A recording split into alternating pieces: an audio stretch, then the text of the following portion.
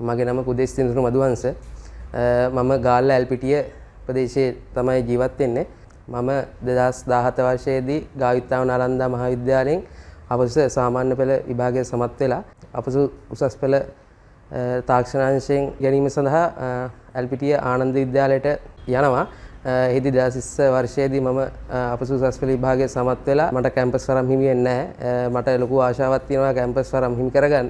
ඒත් ඒකට අවස්ථාවක් ලැබුණේ නැහැ මට. ඊට පස්සේ මම නියාගම VTA එකේ construction NVQ level 4 course එකක් කරලා අවුරුදු 2ක විතර කාලයක් එම ශාස්ත්‍රයේ වැඩ කරා. එතනින් ගත්ත පන්නරයත් එක්ක ඊට පස්සේ solid draw ආයතනය මට හමු වෙනවා. ගොඩක් දෙනාගේ විශ්වාසය මත මට solid draw ආයතන හම්බ වෙනවා. මෙම ආයතනයෙන් එම FCW සහතිකය අරගෙන කොරියානු නියෝජිතයන් හරහා පැවති පරීක්ෂණයෙන් අවසාන පරීක්ෂණයෙන් මම සමත් වෙලා E73 වීසා එකත් මට මම ඒ සඳහා සුදුසුකම් ලබා තිබෙදී තමයි මෙම ස්ටුඩන්ට් වීසා ප්‍රොසෙස් එකට මේ දාලා තිබුණේ. එතකොට මම වැඩි කැමැත්ත දැක්ුවේ ස්ටුඩන්ට් වීසා යන්න. ඒ හින්දා මම ඒ අවස්ථාවට පසකලා මම මේ ස්ටුඩන්ට් වීසා තෝරගත්තා. අද දින මට ඒ සඳහා සුසුකම් ලැබිලා තිනවා.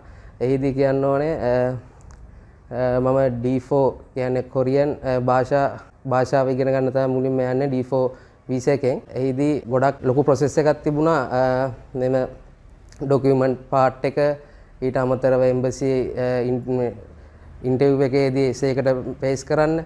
ඒ දේවල් වලදී ඉංග්‍රීසි පොඩ්ඩක් මගේ දැනුම අධිගතිය තිබුණා. එහිදී මාස එකමාරක විතර නේවාසික දැනුමක් අපිට ලබා දීලා ඒ ඉන්ටර්විව් එකට පේස් කරන්න කිසිම බයක් නැතිව මේ ආයතනයෙන් පුරුදු කරා. අපි කිසි බයක් නැතුව ගිහිල්ලා ඒකට පේස් කරා. එහි කිසිම ප්‍රශ්නයක් වුණේ නැහැ.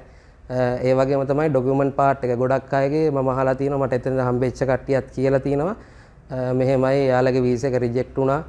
මම වීසා එක ගන්න ගිය වෙලාවෙදිත් මේ එයාලගේ SOP වල ප්‍රශ්න ගොඩක් ළමයි එසේ එකත් හොඳට ලියලා එතනින් මේ SOP එකෙන් ඒ ડોකියුමන්ට් පාර්ට් එකෙන් අවුල් ගිය කට්ටිය. ඒ ළමයිගේ මානසික මට්ටමත් ගොඩක් වැටලා තිබුණේ. මම දැක්ක දෙයක්. දැන් අපේ SOP කිසි ડોකියුමන්ට් පාර්ට් එකේ කිසිම ප්‍රශ්නයක් නැහැ. මේ ආයතනේ ඒක 100% විශ්වාසයි.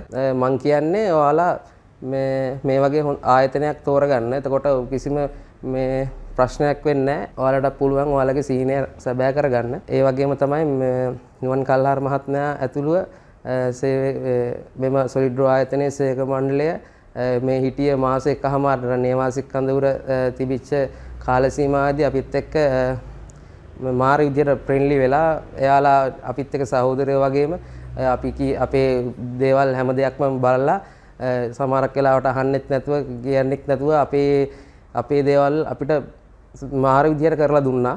ඇත්තටම ඒ කාර්ය මණ්ඩලයටත් ස්තුතිවන්ත වෙන්න ඕනේ. මගේ අම්මා තාත්තා මගේ පස්සෙන්ම හිටියා. ඒ දෙන්න නැත්තම් මට අද මේ විදියට මෙම සීනියර් සභා කරගන්න වෙන්නේ නැහැ. ඒ දෙන්නට මගේ හදවිරි ප්‍රණාමය පුද කරනවා.